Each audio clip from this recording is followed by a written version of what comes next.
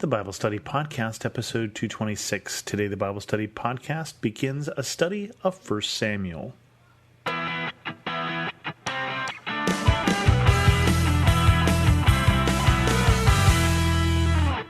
Welcome to the Bible Study Podcast. Today, we're going to jump back into the Old Testament to the time of 1 Samuel to set a little expectations in terms of where this falls. 1 Samuel is the transition between the time of the judges and the time of the kings. And the judges come right after the Exodus. So we get the children of Israel in Egypt. They get out, the 10 plagues. They receive the law at Mount Sinai. They finally come to the Promised Land some 40 years later after a generation dies in the wilderness. And then they go into the Promised Land with Joshua. And you'd find the story in Joshua of Jericho, for instance. They capture the Promised Land, all that they're going to. And then they don't have a king because God is going to be their king and God is going to be their ruler. And what happens in Judges is that for some time they will follow God as long as they have a leader, and then when they lose the leader, they will go back to following other gods. Something will happen that's bad. Someone will come and invade them. They'll remember God. God will raise up a judge. Samuel is basically that transitional person who is sort of the last judge and ushers in the time of the kings. And so this book is a very transitional book here in the Old Testament at a key pivotal moment in the history of Israel. And it starts like this. There was a certain man from Ramathaim, a Zephite from the hill country of Ephraim, whose name was Elkanah, the son of Jeroham, the son of Elihu, the son of Tohu, the son of Zeph, an Ephraimite. He had 2 wives. One was called Hannah, and the other Peninnah. Peninnah had children, but Hannah had none.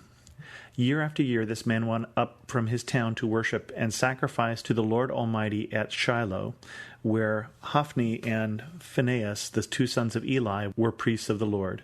Whenever the day came for Elkanah to sacrifice, he would give portions of the meat to his wife Peninnah and to her sons and daughters. But to Hannah he gave a double portion, because he loved her, and the Lord had closed her womb.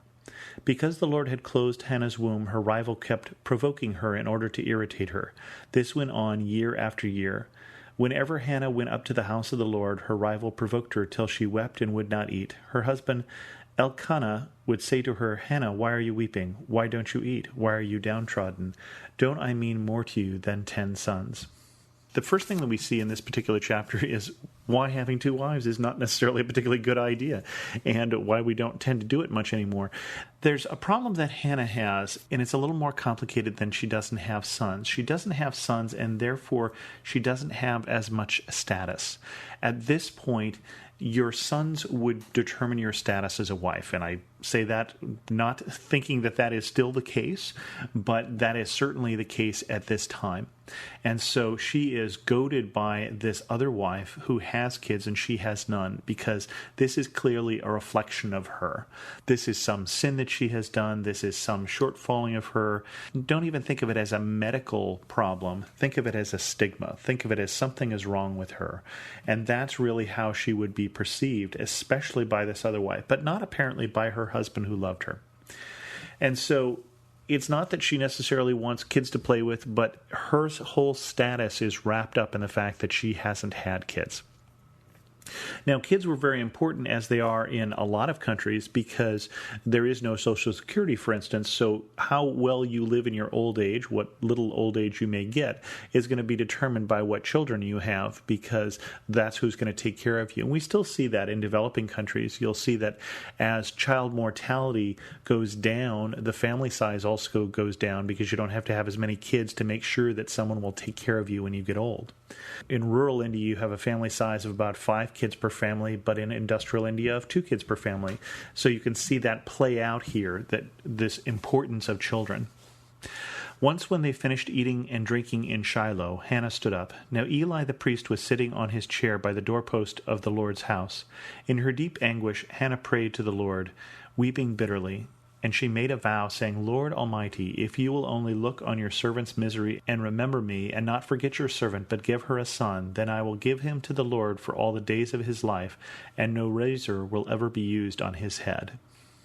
As she kept praying to the Lord, Eli observed her mouth. Hannah was praying in her heart, and her lips were moving, but her voice was not heard. Eli thought she was drunk, and said to her, How long are you going to stay drunk? Put away your wine. Not so, my lord, Hannah replied. I am a woman who is deeply troubled. I have not been drinking wine or beer. I was pouring out my soul to the Lord. Do not take your servant for a wicked woman. I have been praying here out of my great anguish and grief.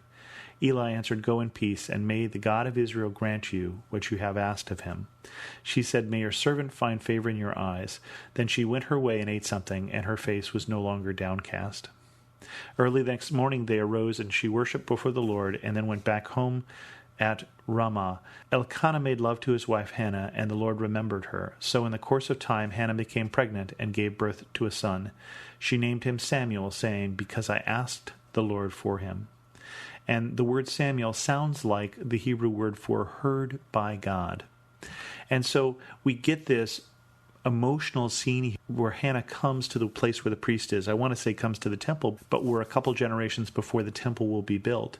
So she comes to where the priest of God is, and she prays, and she pours her heart out, and so much so that Eli gets involved in this whole drama here. Eli, who's the priest, and says, may what you pray for come true. And it does. She goes home and she gets pregnant, and she has this child who she has promised to God, this child who she names heard by God, Samuel.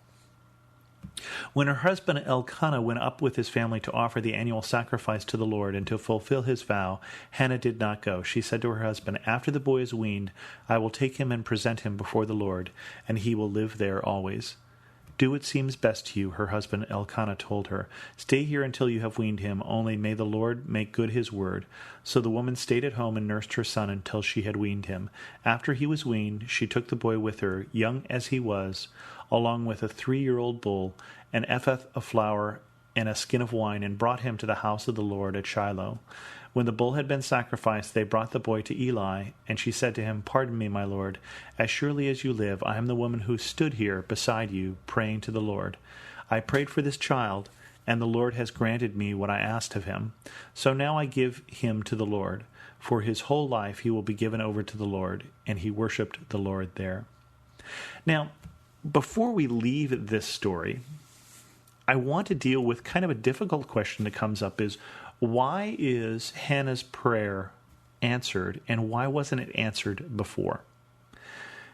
There's a temptation here to say, well, the reason why it's answered now is that Eli prayed for her, or the reason why it's answered now is because she made this vow.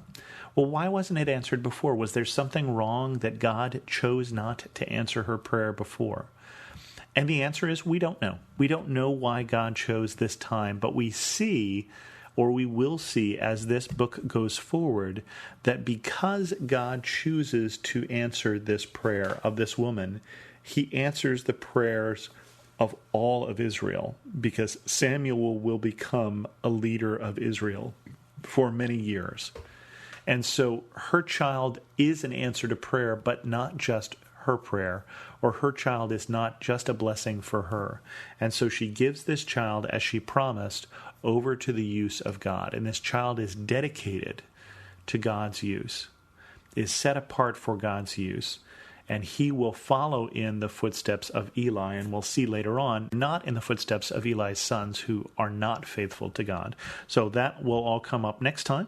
If you have any questions about this episode of the Bible Study Podcast, feel free to send an email to host@thebiblestudypodcast.com or leave a comment on this episode at thebiblestudypodcast.com. Thanks so much for listening.